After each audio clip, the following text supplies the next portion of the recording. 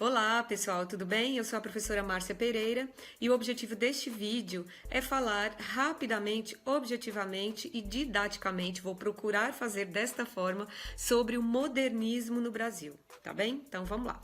O modernismo é um movimento que tem uma revolução muito grande no Brasil, não só na literatura, mas nas artes, nas linguagens e nas representações artísticas. Neste vídeo eu vou falar especificamente da literatura. Tá?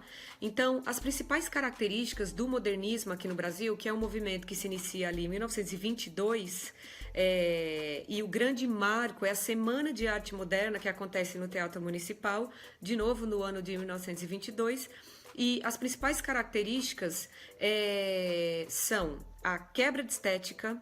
Tá?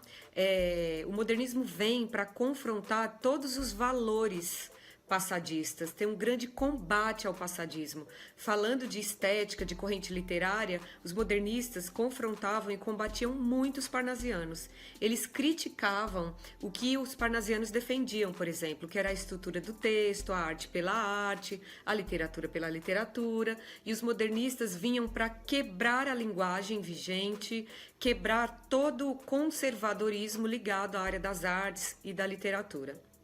Uma segunda grande característica são as influências das vanguardas europeias, que vem com tudo, vem muito forte, e isso a gente pode ver presente nos textos literários desse período. Lembrando que o Monteiro Lobato, que é um grande escritor, ele foi também um grande crítico do movimento modernista no Brasil.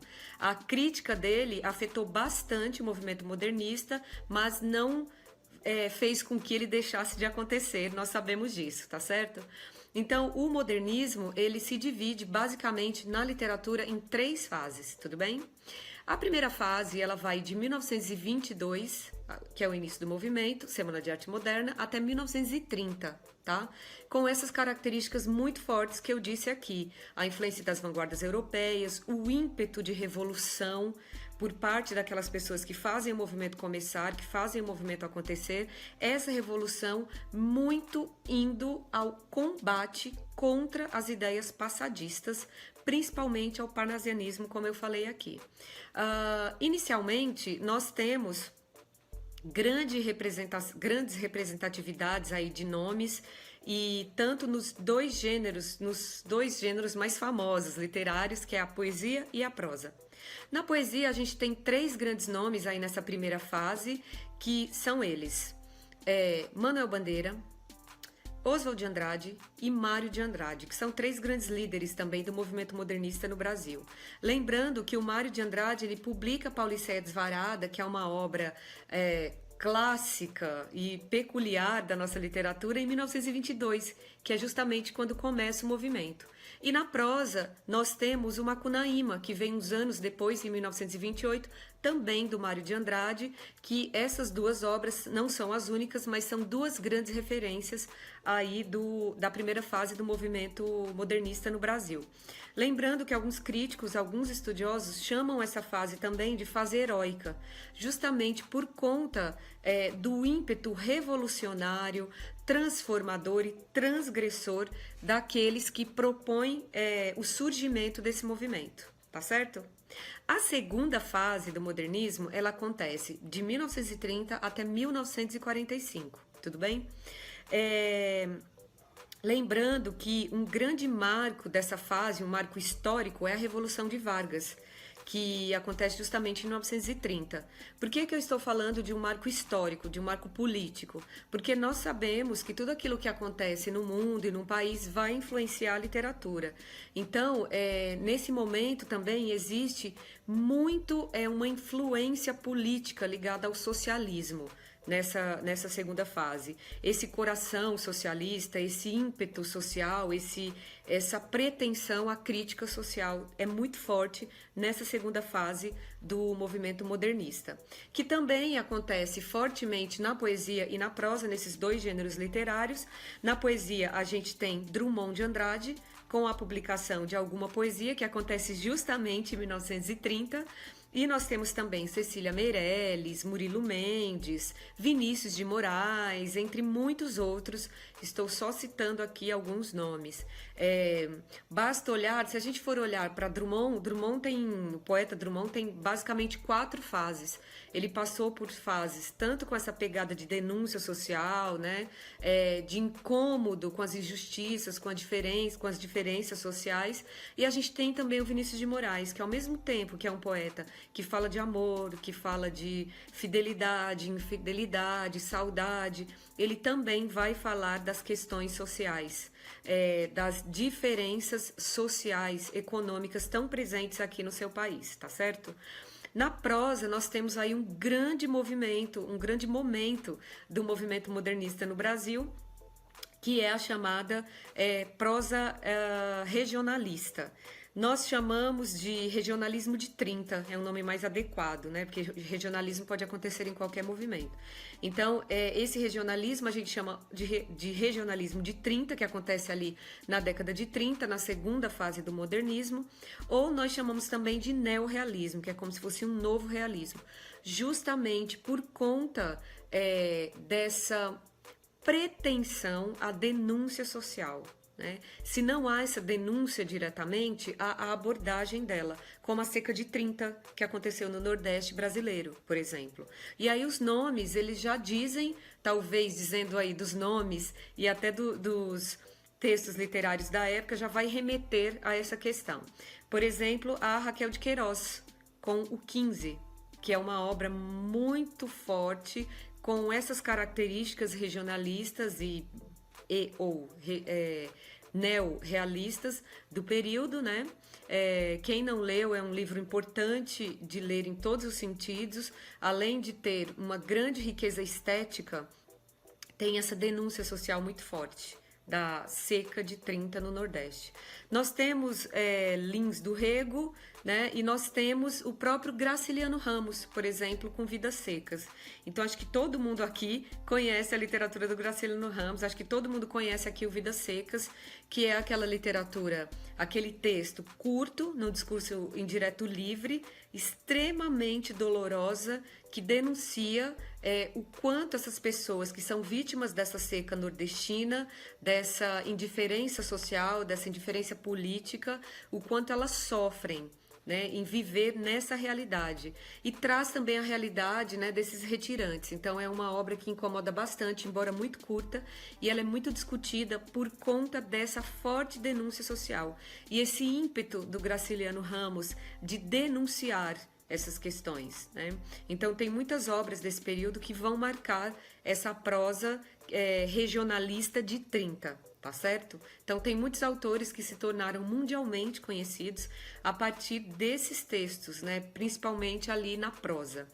Não vamos esquecer do poeta que eu falei antes também, do Vinícius de Moraes, não vamos esquecer do João Cabral de Melo Neto, que é um poeta que tem uma precisão estrutural e estética muito forte na sua poesia, mas, sobretudo, trabalha essa temática também da denúncia social, dos retirantes, Morte e Vida Severina, por exemplo, e do abandono e da tristeza que essas pessoas vivem, tá certo?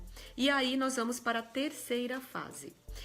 Tem uma questão importante para falar da terceira fase. Nós estudamos, né, como terceira fase, alguns críticos atuais, algumas críticas também, dizem que não existe essa terceira fase, que ela já é a literatura pós-modernista, ou seja, a que vem depois do modernismo. Mas a gente estuda também como terceira fase. Essa terceira fase, ela vai de 30 até mais ou menos 1960. Por que eu estou falando até mais ou menos 1960?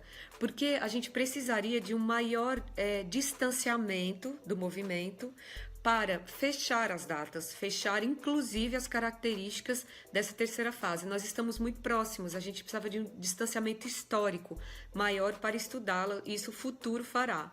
Mas, por enquanto, a gente vai nomear aqui de terceira fase, que ela vai ali, né, de 1945 a 1960.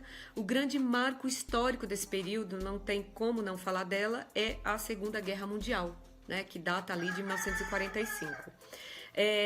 E aí, na poesia, a gente tem a poesia do João Cabral de Melo Neto, que na segunda fase acontece, mas na terceira fase é muito mais forte,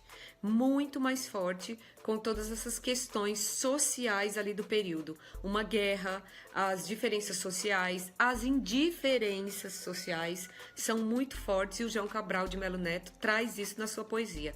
Ali, lembrando, gente, que é importante pontuar, quando a gente fala das fases, não é que um poeta